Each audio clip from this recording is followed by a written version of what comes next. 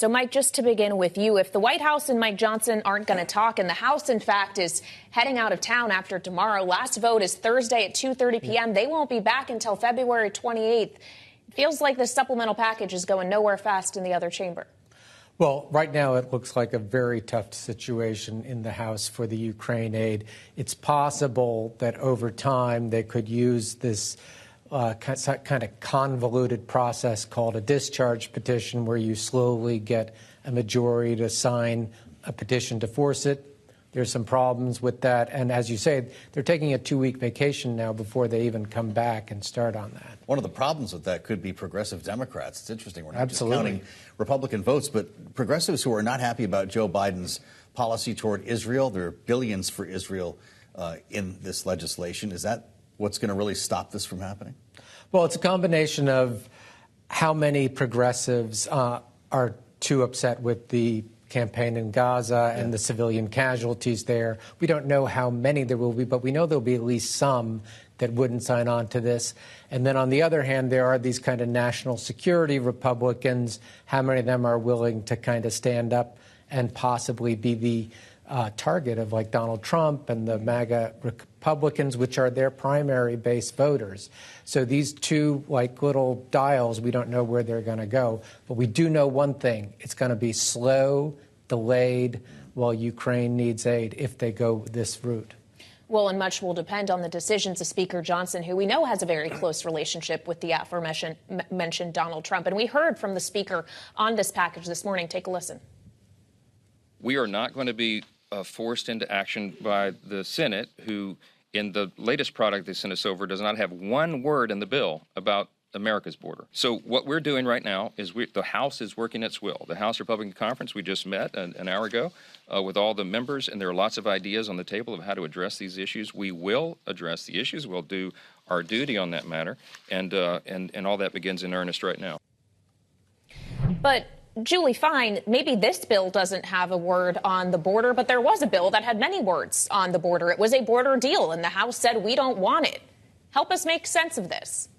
Well, this one's a tough one to make sense of. This is one that Republicans are going to have to answer about, and you can just look at last night's election to show for that. I mean, the Democrats did pass in the Senate a border bill. The Republicans said no after saying we want a border bill that went further than many have in the past.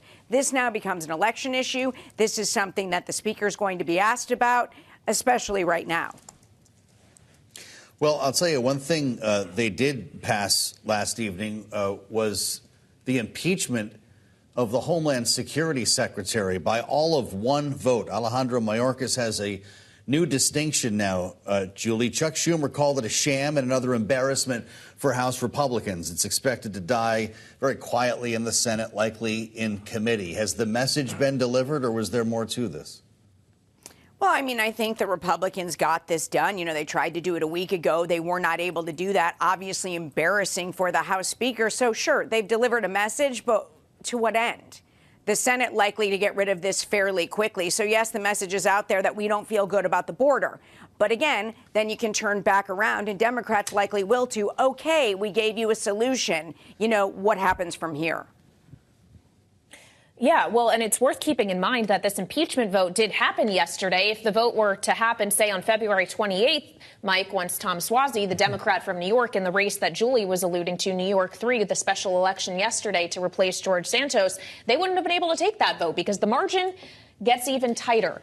So now how much incrementally more difficult is it for Mike Johnson to get anything done in this House, be it something to aid Ukraine or just a funding bill to avoid a shutdown come a few weeks from now? Literally, it's 1/3 more difficult. He used to be able to lose 3 Republicans. Yes, now he can only lose 2 Republicans. And one of those Republicans might be Matt Gaetz and the other Marjorie Taylor Greene. And then you just need one more and everything's stopped. So this just makes things much harder for him to get anything done. And the Ukraine situation is going to be tough on him. Also, keeping the government funded is going to be tough on him because the Democratic Senate and the Democratic White House are not going to roll over and do exactly what the conservatives want. The question right now is, are we going to shut down 3 weeks from tomorrow? That's when the beginning of this would happen. No one seems to be talking about it. We're asking a lot of folks here on this program,